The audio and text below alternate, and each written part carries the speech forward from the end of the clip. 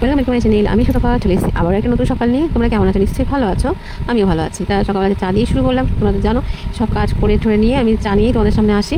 তার জন্য যে চা খেতে বসে দিয়েছি, ভাতটা উঠতে লেগে যাচ্ছে। এই দেখো, দেখতে পাচ্ছ হয়েও গেছে আমার। এবার ভাতটাকে নামিয়ে নেবো। তা একটা কাজ আমার এগিয়ে গেলো চা খেতে খেতে। তারপরে বসিয়ে দিলাম কড়াই। তা প্রথমে শুরু করবো মাছ ভাজা দিয়ে।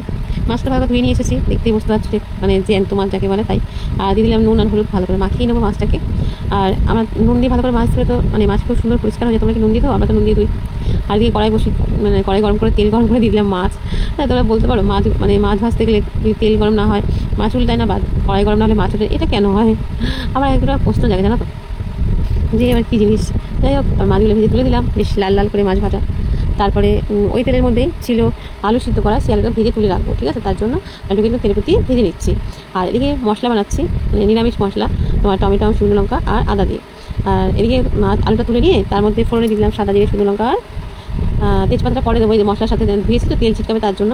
আর মশলার মধ্যে নুন, হলুদ আর জিরে গুঁড়ো দিলাম, যেহেতু বললাম নিরামিষ, মানে পেঁয়াজ রসুন ছাড়া মাছ রান্না হবে, সেই জন্য। তা ভালো করে তো মশলাটাকে এরকমভাবে কষিয়ে নেবো। আর টমেটোর জল দিয়ে মশলাটা কষানো হয়ে গেছে। আর ভেজে রাখা আলুটা দিলাম, তা সেটা দিয়ে ভালো করে এরপরে সাঁতলে নেবো। এই দেখো, দেখতে পাচ্ছ তা মশলার কালার চেঞ্জ হয়ে গেছে, মানে বুঝতেই পারছো মশলাটা হয়ে গেছে। আর এবার দিয়ে দেবো জল। ঝোল তো ফুটে গেছে, ঝোল ফুটে গেছে বলে এবার মাছ ভাজাগুলো দিয়ে দেবো। এগুলো দিয়ে একটু ফুটিয়ে নেবো ঝোলটাকে। আর এইসব মাছে যদি ধনে পাতা দাও তাতে কোনো কথাই হবে না। শীতকালে তো যদি মাছের তরকারিতে টেস্ট বেশি লাগে, তাই না? তাই ওপর থেকে দিলাম কিছুটা ধনে পাতা। এবার ঝোল তো হয়ে গেছে, এবার এটা নামিয়ে নেবো। একটু নাড়াচাড়া দেবো, নাড়াচাড়া দিয়ে নামিয়ে নেবো। এই দেখো, এই বাড়িতে নামিয়ে নেবো। দেখো নামিয়ে নিয়েছি। আর ওপর থেকে আমি নামানোর পরে একটু ধোয়া ধোয়া উঠে দিতে, ওপর থেকে আমি আরেকটু ধনেপাতা দিয়ে দিলাম। কেমন হচ্ছে তোমরা অবশ্যই কমেন্ট করে বলো। দেন তোমরাও এরকমভাবে করো। তা আমি আবার একটু করলাম, কি আর ভিডিও দেবো বলো তো, তাই সেটাই তোমাদের সামনে শেয়ার করছি। তো মাছের ঝোল তো খালি খাওয়া হবে না, তার জন্য বসে দিলাম কড়াই। তারপর দিলাম কড়াই গরম করে দিলাম সরষের তেল, তার থেকে শুকনো লঙ্কা আর কালো জিরে। আর দিয়ে দেবো কিছুটা পেঁয়াজ। দেখতে পাচ্ছ পেঁয়াজটা একটু বড় বড় করে কেটেছি, কারণ বড় বড় করে পেঁয়াজ কাটলে আমার খেতে ভালো লাগে এরকম করে, তার জন্য। তার সাথে নুন হলুদ দিলাম, নুনটা ভালো করে একটু পেঁয়াজের সাথে নাড়াচাড়া করে দিলাম। দেখো, ঠিক আছে? কাঁচা পেঁয়াজ খাওয়ানো সবসময় যায় না, তাই পেঁয়াজ রান্না বেশ এরকম করে করলে ভালোই লাগে খেতে, তাই না? তাতে দিলাম বেশ খানিকটা কাঁচা লঙ্কা কুচি, আর দিলাম ছোটো ছোটো করে কেটে রাখা আলু। আমাদের বাড়িতে চারজনা আছে ঠিকই, কিন্তু তরকারির পরিমাণটা আমাদের অল্প হয়, কিন্তু অনেক কটা হয়ে যায়, বুঝতে পারছো? মানে পরিমাণে অল্প হয় এই কারণে, যে যেমন মানে সংসার যেমন সেরকম করে খেতে হয়, তার মানে সেরকম লাগে। তো বেশি রান্না করতে ফেলতে হবে, তার ফেলে দেওয়ার তো কোনো দরকার নেই। তার জন্য দেখো আলুটা আমরা ভাজতে ভাজতে মানে সিদ্ধ হয়ে গেছে, কষাতে কষাতে পেঁয়াজটা আলুটা। আর দিয়ে দিলাম পোস্ত, মানে শুকনো পোস্ত আমি বেটে রেখেছিলাম, সেটা এবার দিলাম। এটা দিয়েও আমি অনেকক্ষণ সাঁতলাবো। আর এদিকে আমার আলু সিদ্ধ হয়ে গেছে, কিন্তু যেহেতু পোস্তটা দিয়েছি তারপরে তার জন্য ভালো করে সাঁতলাবো। আর জানো তো পোস্তটা দিয়ে ভাজা করলে পোস্তর খুব সুন্দর একটা গন্ধ বেরোয়, তাই না? তো দেখো তোমাদের দেখাচ্ছি যে আলুটা সিদ্ধ হয়ে গেছে। দেখো দেখতে তরকারিটা হয়ে গেছে, দেখি যে কোনো তরকারি রান্না করলে কিন্তু দেখি বোঝা যায় যে তরকারিটা হয়ে গেছে। তাই এবার নামিয়ে নিলাম কিনা আলু আর পেঁয়াজের পোস্ত। কেমন আছে তোমরা অবশ্যই বলো। জলের ব্যবহার করতে হলো না, কষাতে কষাতেই রান্না হয়ে গেল। আর তেলটা তখন খুব একটা বেশি দিইনি। পোস্তটা নামিয়ে নিয়ে ওই কড়াইতে দিয়ে দেবো কিছুটা সর্ষের তেল, তার মধ্যে 5 ফোড়ন, শুকনো লঙ্কা আর তেজপাতা। দেখো তেজপাতাটাকে আমি ভালো করে ধুয়ে মুছে নিয়েছি। জানো কি নোংরা থাকে, খাবার জিনিস নোংরা করে খেলে ভালো লাগে বলো তো? তাই জন্য মুছে নিয়েছি। আর এদিকে শীতের সবজি চলে এসেছে, লাউ শাক, পালং শাক। আর আজকে আমার কাছে সবজির মধ্যে ছিল আলু আর বেগুন, সেটা দিয়ে আমি করবো আজকে। আর সব কিছু ডাটা সব কিছু ধুয়ে সুন্দর করে সাজিয়ে নিয়েছি। এবার একে একে সব কিছু দিয়ে দেবো। তেলের পরে প্রথমে আমি দেবো, তেলের পরে আলুটা। যে কোনো তরকারি রান্না করতে গেলে কিন্তু তেলের পরে আমি আগে একটুখানি আলুটা দিয়ে সাঁতলে নিই, কেন জানি না আমার ভালো লাগে এটা দিয়ে, বুঝতে পারছো?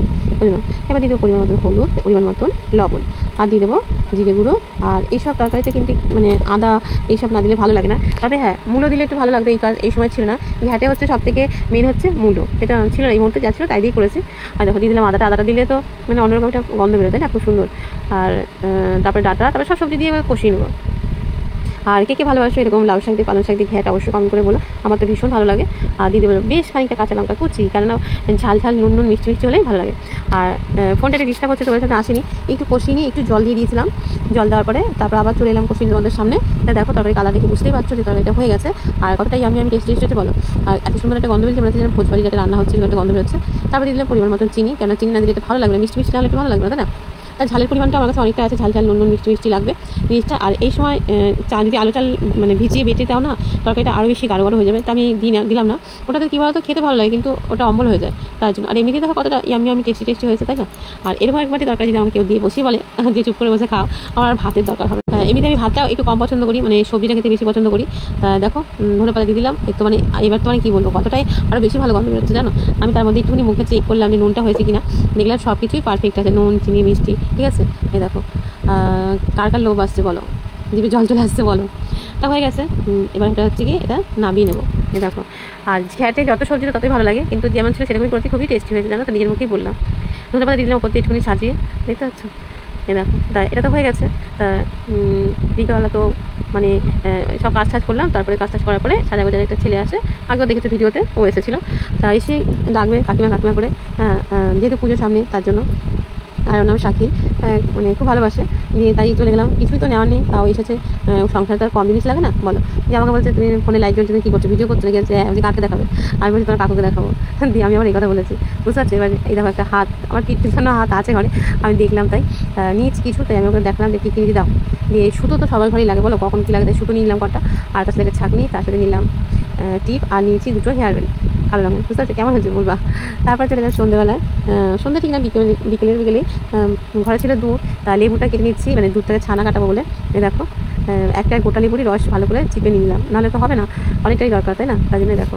আর এদিকে দুধ গরম করতে বসিয়ে দিচ্ছি, গরম হয়ে গেছে, এবার এর মধ্যে আমি লেবুটা দিয়ে ছানাটাকে কাটিয়ে নেবো।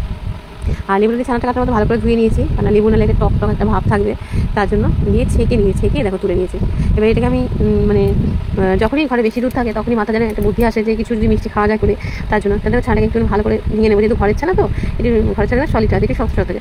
আর দিলাম 1 চামচের মতন ময়দা, এটাকে আটো করার জন্য, ময়দাটা দেওয়ার দরকার ছিল না, তাই আমি একটু দিলাম, দিয়ে ভালো করে মেখে দিলাম। নিয়ে এবার ছোটো ছোটো গোল্লা করে নিচ্ছি, খুবই ছোটো, মানে রসমালাইয়ের মতন ছোটো ছোটো গোল্লা করে নিচ্ছি। ঘরের খাবার টেস্টই একটা আলাদা, তাই না?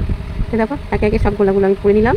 আর এগুলো এমনি দুধের উপর দিলেও ভালো হতো, তা আমার মনে হয় একটুখানি হালকা করে ভেজে নিই, তার জন্য কী করলাম, কড়াইতে তেল দিয়ে হালকা করে একটু ভেজে নিলাম, খুব একটা লাল করিনি, তা হালকা হালকা একটা লাল একটা ভাব থাকে সেরকম করে নিয়েছি। এই দেখো তাড়াতাড়ি করতে দিলাম, কিন্তু না ভাজা করলে বেশ ভালো হতো, রসমালাই তো ভাজে না, এরকম করে যে দুধের উপর দিয়ে দিলাম, ফুটন্ত দুধের উপর, এটাই খেতে বেশি ভালো লাগে, এটাও খেতে ভালো হয়েছে, এরকম করে করলাম।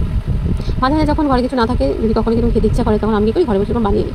আর আরেকটু দুধ বসে দিয়েছি গরম, সেটার মধ্যে গরম হয়ে গেছে, ওই দেবো থেতো করা এলাচ, এবার যে তোমার ওই ভেজেছি ওইগুলোকে এবারে ফুটন্ত দুধ দেবো, তার আগে চিনি দেবো, চিনিটাকে দিয়ে ভালো করে একটুখানি মানে মিশিয়ে নেওয়ার পরে ফুটন্ত দুধটার মধ্যে মানে কমিয়ে রেখেছি মধ্যে দিয়ে দিলাম, দিয়ে আর একটুখানি ফুটিয়ে নেবো, তাহলে কি বলতো খুব সুন্দর সবটাই খুব সুন্দর চলে যাবে, দেখতে পাচ্ছ? দেখো আর খেতে না খুব ভালো হয়েছিল, জানো তো, নিজের মুখে বলি আর বলি ভালো হয়েছে, ভালোকে ভালো বলবো না বলো তো? আর দেখো খাঁটি দুধের জিনিসটা দেখতে কতটা ভালো লাগে, তাই না? দেখো আমি তোদের কিনে দেখালাম। আর এইসব জিনিস ঠান্ডা হলেও যেমন ভালো লাগে, গরম গরমও ভালো লাগে, তাই না বলো? তাতে তোমাদের কেমন লাগলো অবশ্যই বলো। আর কেউ স্কিপ করো না, নতুন যদি কেউ থাকো চ্যানেলকে সাবস্ক্রাইব করে দিও। তোমাদের সবাইকে বলি তোমরা আমার পাশে থেকো, আমিও তোমাদের পাশে থাকবো। তারপর চলে গেলাম একটু, অনেকদিন ধরে তো আমার হাতে শাখা ছিল না, শাখা পড়বো বলে বেরোচ্ছি, তা আমাদের দেখো বেরোতেই তো কি লাভ, প্যান্ডেল হয়ে গেছে, এমনকি ঠাকুরও চলে এসেছে। তা মনে হলো আমি যখন বেরোচ্ছি তাহলে তোমাদের একটু ঠাকুর দেখাই, তারপরে তোমাদের আবার দিনের মধ্যে দিয়ে ঠাকুরটা দেখালাম, মানে সবে ঠাকুরটা এলো, বুঝতে পারছো? তারপরে এবার তো সাজাবে গোছাবে, অনেক কাজই করবে, তা মনে হলো তোমাদের প্রথমেই দেখাই, তাই দেখালাম। দেখো ঠিক আছে, ভালো করে দেখাতে পারছি না যদি, বা দেখো প্যান্ডেল হয়ে গেছে, এখন লাইট দেয়নি বলে একটুখানি অন্ধকার লাগছে, লাইট দিয়ে তখন তো ঝকমক হয়ে যাবে। আর চলে গেছি আমি আর দিদি, দুজনের দিদিও শাখা পড়লো, আমিও শাখা পড়লাম। তার ভিডিওটা কেমন লাগলো তোমরা অবশ্যই বলো, ভালোবেসে তোমরা পাশে থেকো, সবাই সুস্থ থেকো, ভালো থেকো, আর ভিডিওতে অনেক আনন্দ করো। তাহলে আজকে এখানে রাখি, আর শাখাটা পরে কেমন হচ্ছে সেটা বলো, তাহলে সবাইকে অনেক অনেক ভালোবাসা, টাটা।